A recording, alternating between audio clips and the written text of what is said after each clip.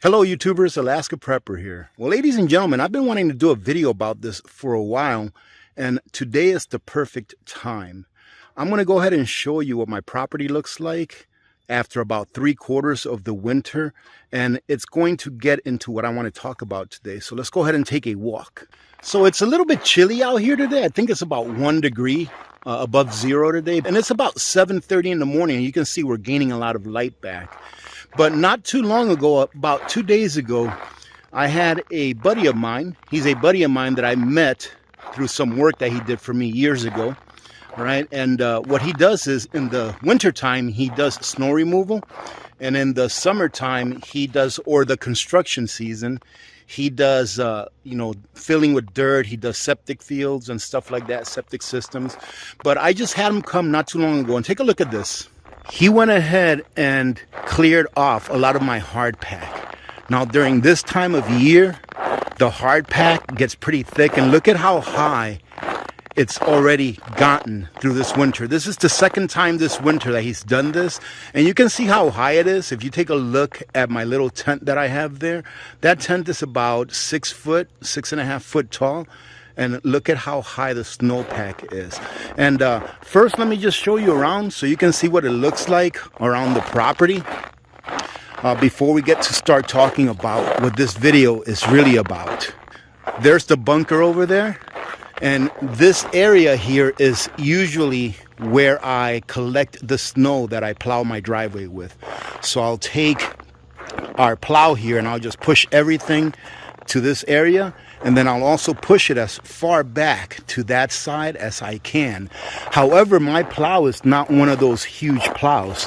It's one that could probably handle 1.5 feet or so of snow, but after that it's just really hard for it to keep up because it's not really an industrial plow, it's just a residential plow.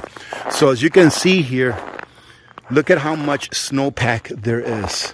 He came in here and he went ahead and cleared everything off. Look at this right here, this big old mound, which is usually where I plant my potatoes. He cleared a way there, as you can see, towards the small tent where I have my snow blower and my backup generator, my gas generator. And a snow blower, ladies and gentlemen, is really not going to work sometimes depending on how big of a snowfall you get. But let's see, the bunker there, I actually had all of that snow removed from the front porch roof. And as you can see, I was taking a look at the actual roof of the bunker. And, it's probably got the equivalent of about 3.5 to 4 feet of snow that we've gotten this year, because none of the snow has fallen off this year. Which I was like, you know what, that's actually a good thing. Because it tells me that I'm not losing a lot of energy from the roof. If not, it would have gotten the roof warm enough to where that snow would have fallen off, especially with the warm weather that we've had this year. But here's what the fuel depot over here looks like. Here is our greenhouse that we're going to use for the first time this year. And let me give you a good semblance as to how high this pile of snow is. You can see right there that the greenhouse is probably about, to the bottom of it is probably about 7 feet tall. And you can see this pile of snow over here. And look at this monster of a pile of snow. So it's everything that you can do to just keep up with the snow during the wintertime. And then for those of you that may be new, let me go ahead and show off my little fuel depot. This is my little fuel depot here where I keep all of my extra fuel and gas cylinders for my propane. But this is all of the hard pack that has been pushed back so far. And look at those pallets right there. And look at behind the greenhouse, ladies and gentlemen. There's probably at least about a good 3.5, 4 feet of snow behind the greenhouse. My friend, the one that does this for a living, even in the worst of times, now this is my opinion, I believe that for those of you that have been with me here for a while, you understand that my view on how bad things will get is not that it's not necessarily going to be Mad Max. We're just going to turn into what some other third world countries are now. For example, with the devaluation of our currency, of our dollar, It's going to take a lot more labor for you to be able to get those things that you normally get now, right? And we've been seeing that for the last few years. I don't think there's going to be Mad Max. I think that crime is going to escalate. I think that social unrest will also escalate. Same thing that we see in other countries that, in my opinion, we are headed for. So your skills, ladies and gentlemen, your skill set will keep you fed when many will starve. Why? Because they did not develop their skill set. I just thought of a skill set that I would love to become proficient at. And it's very easy to do so. So I was thinking to myself, I was like, what can I do should everything, get so bad that there's really not many businesses open, that you're going to be in a barter system? Because you have to understand that your barter items, just like your preps, will eventually run out. Right? So you have to be able to pick something, or maybe like I used to say, or like to say, pick your kung fu. What is your kung fu? What is something that you're passionate about? Something that you would like to do in the case that you had to trade your labor for something else that you didn't have. And, I love precious metals, right? And I know that Jerry and Dick over at Last Rare Coins, they're not going to be there forever, right? So I was like, you know what? I think I'm going to go ahead and buy me one of those machines that tests precious metals. I was over at Jerry and Dick's the other day, and Jerry was showing me how to use their machine, and they still sell those machines. Now, it's a bit of an investment to get one, but wouldn't that be awesome to be able to verify to people that may be doing a transaction that, yes, this gold coin that this person is trading you for whatever it is that you're selling to them or bartering them for that gold coin, it's real.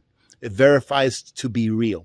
So I think I'm going to go ahead and grab me one of those machines so that I can have it, learn how to use it really well. And then if things ever go to a place where we have to barter with silver or gold, and people need a service in order to verify that what they're getting is real, I can be there. Now, that's something that I enjoy doing. However, and I'm talking about some of the skill sets that I have, ladies and gentlemen, so that you can get ideas. Another skill set that I have that I really enjoy doing is pressure canning. Imagine how barterable that skill set would be if there was no more canned meats. I mean, think of your local area. Are there hunters around? Do you have a pressure canner? Do you have enough jars where you can actually trade some jars or just your pressure canning skills, because you have the equipment, with someone that maybe got a moose, or got an elk, or got deer? They got too much meat and they don't know what to do with it in order to preserve it. That is a great skill set to have. But you have to remember that if you're going to pick a skill set, that you're going to need to have the equipment in order to provide that service. Just like I said with my gold and silver business of verifying whether it's real or not, I have to get the equipment in order so that I can later provide that service should the opportunity become available. Some other skill sets that many people don't know that they have, and they should stock up on some of these tools and items that they may need in order to perform those basic skill sets for trade. And that is like plumbing. As you all know, I built my own house with my son, Victor, and, I did all the plumbing. I did all of the electrical. Myself and Victor, we did about 95%. We had some friends help us with the roof and things like that, but we built it pretty much about 95% of it ourselves. So what I've always thought, and I've said this before, is that if you know how to build a shed, then you know how to build a house. Because a house is just a really big shed, right?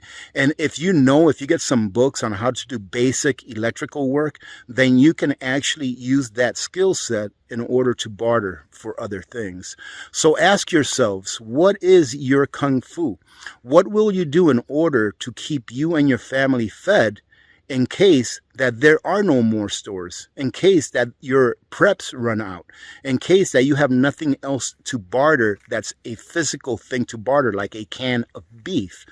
What do you have in order to feed your family? And it's going to come down to having whatever skills you have. What is your kung fu? What is something that you are really good at, that you really like doing? And then expand on that. But it never hurts to be a jack of all trades as well. right? So instead of saying be a jack of all trades and not a master of one, I say be a master of one and be a jack of all trades. Because even if you cannot build a house to code, can you build it enough to where if someone else helps you, you can actually make that house livable? So think about that, ladies and gentlemen. Think about what it is that you're going to do in order to keep your family fed. And leave it in the comments. What kind of a skill set do you think will be a great skill set to have if we have to enter into a barter economy? Because your skills are just as barterable as a can of chicken. All right, so having said that, ladies and gentlemen, tomorrow we are going to have a live stream at 2 p.m. Alaska time, 6 p.m. Eastern time. So hope to see you all there. I do have a small announcement to make, but we'll talk about it tomorrow. Having said that, have a great day. Remember to be good to each other. When good people do good things happen. Remember to reach one, teach one, and repeat. If we all did this, the world would be a better place. And you know that it will be a better place. Many blessings to all of your families. God bless America. I'm Alaska Prepper. I'm out.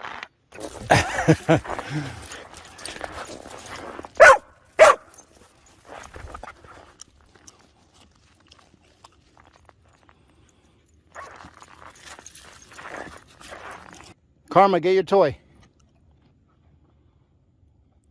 You thirsty?